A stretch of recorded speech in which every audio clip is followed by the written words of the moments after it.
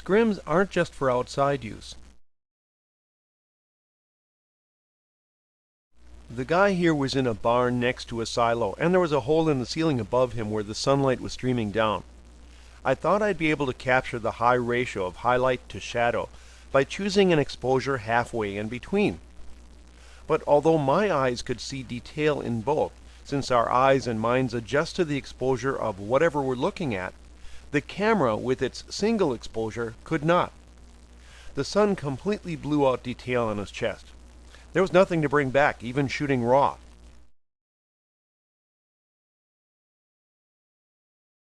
So I went outside and placed a scrim above him. This spread and evened out the lighting, so I had detail in both the highlights and the shadows. The histogram of the before shot shows only data at the ends, and almost none in the middle.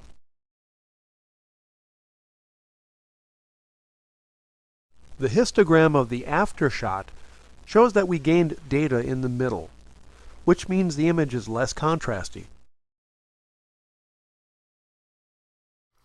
Now this is a rare example where I like both the sunlight image and the scrimmed image. I had to be careful to expose this one carefully though, because it's really easy to overexpose it with such high contrast and mostly dark areas. Dropping the scrim in place made it a heck of a lot easier to get the right exposure, and the scrim also allowed the background to look brighter.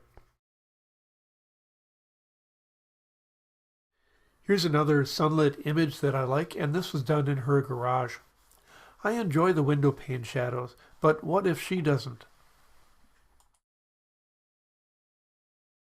We just drop a scrim in the path of the sunlight and pull the trigger again. Because the lighting is softer and not low key, I had her just wear the lighter shirt that she had under her flannel shirt. This is a pullback video to show the solution to the sunlight that was streaming through the window. In the final image I set up a scrim to diffuse that sunlight and a reflector to fill in the shadows. Hard sunlight coming through a window is just as difficult to work with inside as it is outside.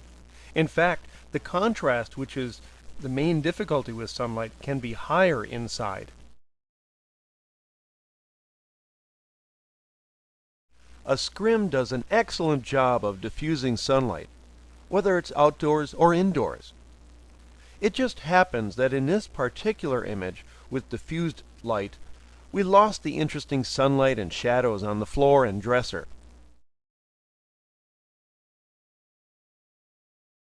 So since the camera was on a tripod, and she didn't move much, I was able to combine the two images in Photoshop to get the nice sunlight effects on the floor and dresser, along with the soft light on her.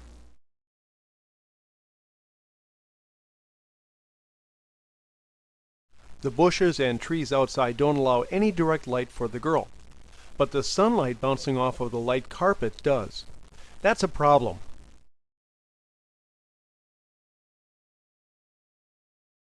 So a translucent scrim in its path in effect raises the height of the light.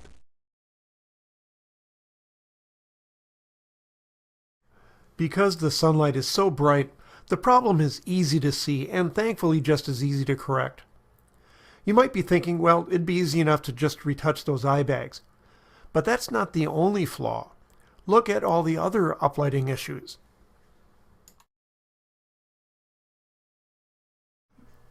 Obviously, this would be a challenging situation. We'd have to work pretty hard to get rid of all the sunlight and contrast problems. So the easiest answer was to close the garage door and let the sunlight come through the garage door windows to illuminate the scrims, and use that same light to strike my reflector for fill light. I don't think there's a need to show the disaster that would have happened had we not corrected that sunlight.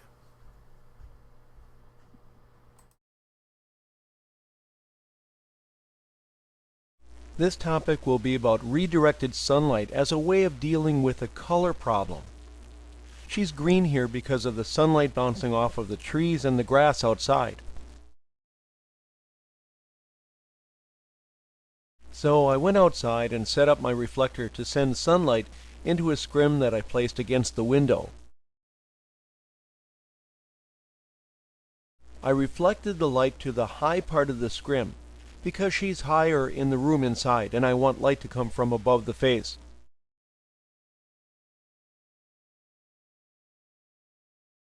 The result is a better color and skin tone, as shown in the image on the right. If a color cast is evenly distributed across an entire image, it can be neutralized in raw software.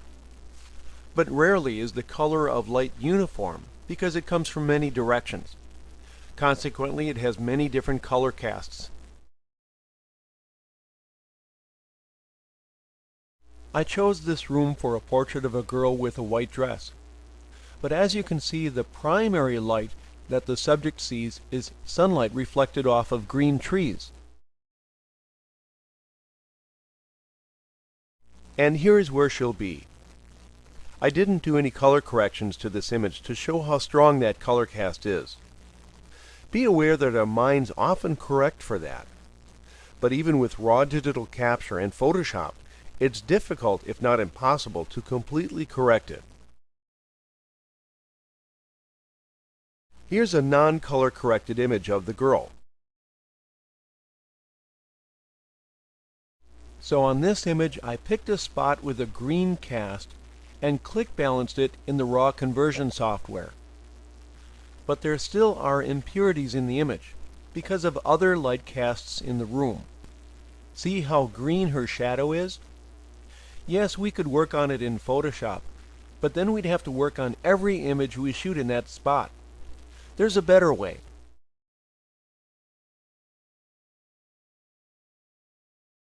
I went outside and reflected sunlight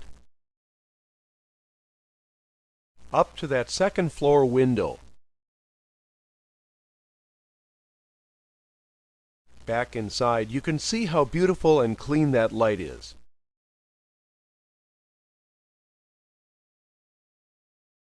And the final result. Much better. As you can see from the previously color-corrected image on the left and the scrimmed image on the right, it's better to fix the light than fix the images in the computer.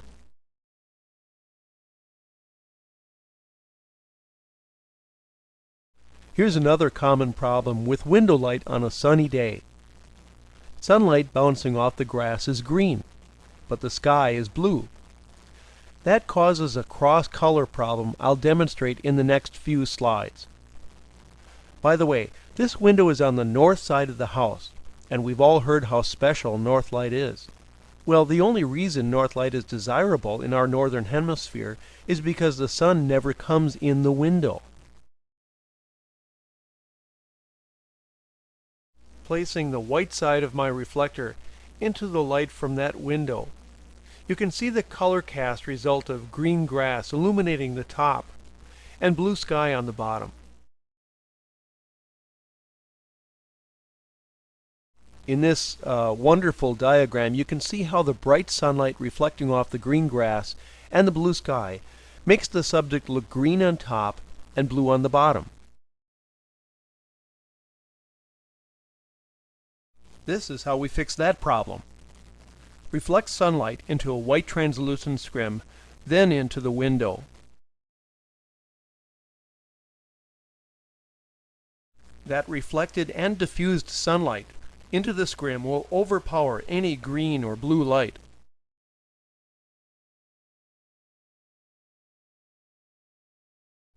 To show what happens to this uncorrected color mixture, the subject on the left has a green upper body and blue lower body. The image on the right is what I wanted. Even color temperature from top to bottom.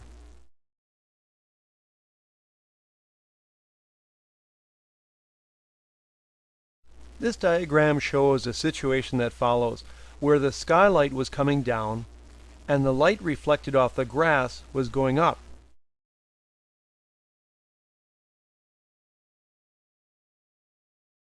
And here we see the solution of dropping a scrim in the doorway to catch and diffuse the stronger white light from the sky.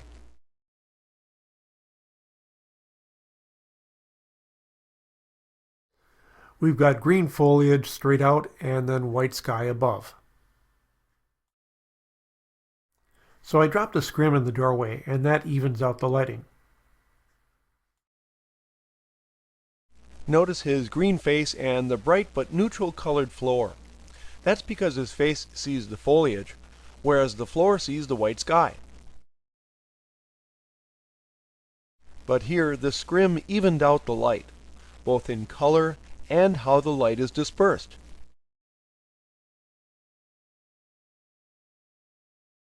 The difficulty here is that all the bright light is high, while there are bushes and other dark objects on the ground. That causes a downward direction of light coming through the window. A translucent panel interrupts the strong direction of light and distributes it more evenly.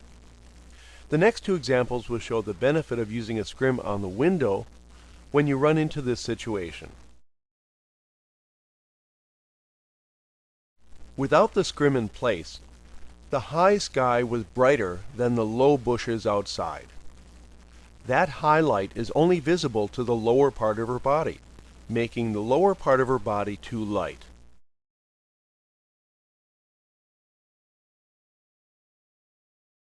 The translucent panel in the window evened out the light from top to bottom.